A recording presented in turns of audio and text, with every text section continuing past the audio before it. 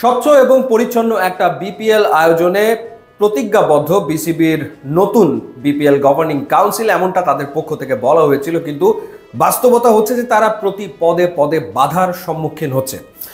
অনেক যাচাই বাছাই করে 11টা প্রতিষ্ঠান থেকে বেছে নেওয়া হয়েছিল 5টি প্রতিষ্ঠানকে এবং তাদেরকে ফ্র্যাঞ্চাইজি তুলে দেওয়া হয়েছিল।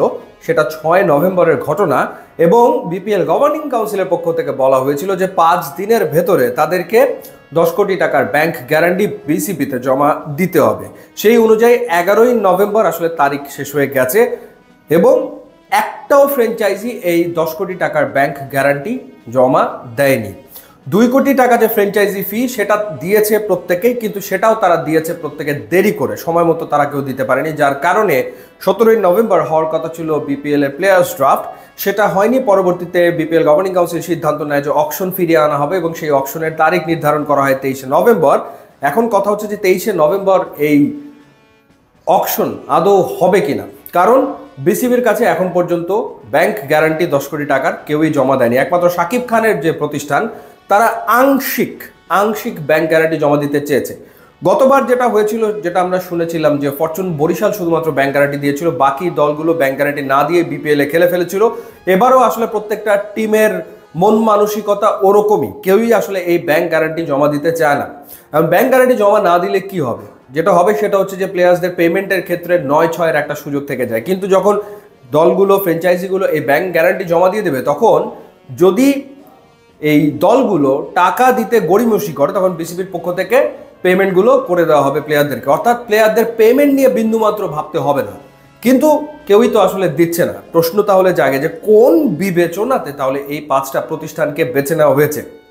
গভর্নিং কাউন্সিলের পক্ষ থেকে বলা হয়েছিল যে দেখা হয়েছে তাদের আর্থিক সচ্ছলতা কিরকম, ক্রিকেটের প্রতি তাদের নিবেদন কিরকম, এই বিষয়গুলো দেখেই প্রতিষ্ঠানগুলোকে চূড়ান্ত করা হয়েছে। যদি তাই হয়ে থাকে তাহলে এখন কেন, কি কারণে ব্যাংক গ্যারান্টি কেউই দিতে চাচ্ছে না?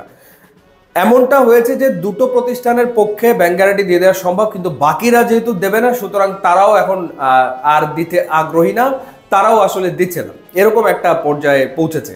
আবার বিপিএল গভর্নিং কাউন্সিলের পক্ষ থেকে জানানো হয়েছে যে যখন সমঝোতা চুক্তি হয়েছে তখন 15 দিনের একটা সময় বেঁধে দেওয়া হয়েছে, যে 15 দিন শেষ হবে 21শে নভেম্বর। 21শে নভেম্বর পর্যন্ত তারা অপেক্ষা করবে। আচ্ছা, তারা অপেক্ষা করলো, 23 তারিখে অকশন হওয়ার কথা। এখন কেউ যদি ব্যাংক গ্যারান্টি 21 তারিখের ভিতরে না দেয়, তখন কি হবে?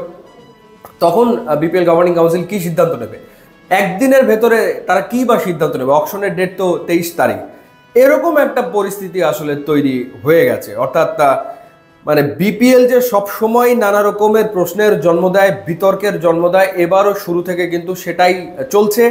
অর্থাৎ বিতর্ক কোনোভাবেই বিসিবির নতুন বোর্ড বা নতুন বিপিএল এর গভর্নিং কাউন্সিল তারা এড়াতে পারছে না। এবং আদৌ স্বচ্ছ এবং একটা সুন্দর বিপিএল মাঠে গড়াবে কিনা সেই প্রশ্ন উঠে গেছে এরই ভেতরে। এখন দেখা যাক 21 তারিখ পর্যন্ত যে সময় বিপিএল গভর্নিং কাউন্সিলের পক্ষ থেকে বলা হচ্ছে, যদিও আসলে সময় শেষ হয়ে গেছে 11 নভেম্বর, এখন আরও 10 দিন বাড়িয়ে 21 তারিখের কথা বলা হচ্ছে। এর ভেতরে ফ্র্যাঞ্চাইজিগুলো 10 কোটি টাকার ব্যাংক গ্যারান্টি জমা দেয় কিনা। তো বোঝাই যাচ্ছে যে টাকা শুধুমাত্র সাকিব খানের কাছেই আছে। সাকিব খানের প্রতিষ্ঠানই একমাত্র ইচ্ছুক ছিল দিতে, বাকিরা আসলে কেউ ইচ্ছুকই না। সো এই বাস্তবতায় বিপিএল এর কপালে কি আছে কে জানে।